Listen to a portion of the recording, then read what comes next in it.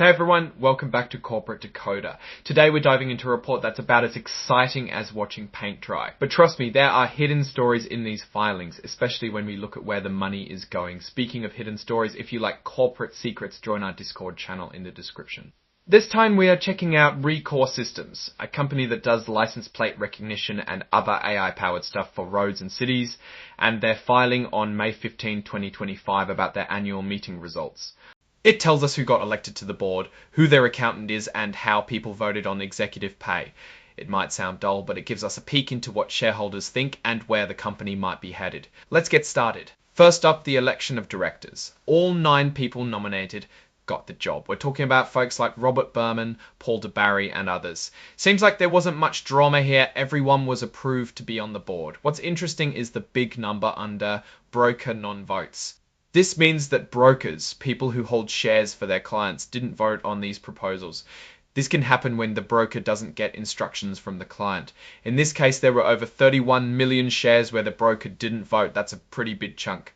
Let's zoom in on the numbers for one of the directors, Robert Berman. He got about 29.8 million votes for him, and about 794,000 votes were withheld.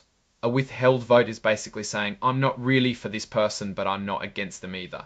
Again, almost 31 for a million broker non-votes might suggest that many retail investors, small individual shareholders, didn't give their brokers instructions on how to vote. It could also mean the company didn't push hard to get those votes. Next, let's talk about who's keeping the books. The stockholders voted to keep CBIZ CPAs PC as the company's independent public accountant for the year. This is pretty standard. Companies need an outside firm to check their financial statements and make sure everything is on the level.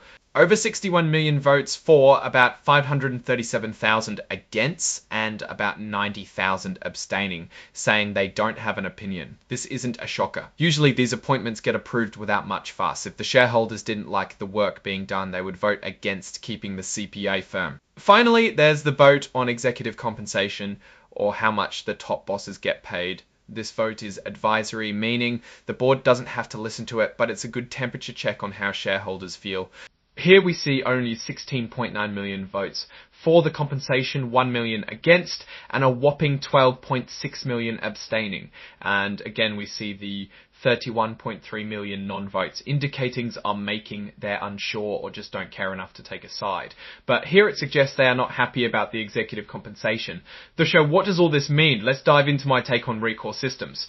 The high number of broker non-votes in the election of directors tells me the company needs to engage more with its shareholders, especially the smaller ones. It's like having a team where half the players don't show up. You can still play, but you're not at full strength. A company should always want all the votes. The vote on executive pay is a red flag. It screams that shareholders think the bosses are getting paid too much, or that their pay isn't tied to how well the company is doing. Happy shareholders make for a smoother ride. If you've got a bunch of investors grumbling about pay, it can lead to problems down the road, especially if the company hits a rough patch. Rekor is in a competitive market. Companies like Neology, Genetech, and others are all fighting for a piece of the action. To win, Rekor needs to show that its tech is better and worth the money. They also need to be smart about who they partner with. Getting cozy with the right companies can open doors to new markets and customers. Based on this report, I'd say Rekor Systems has work to do.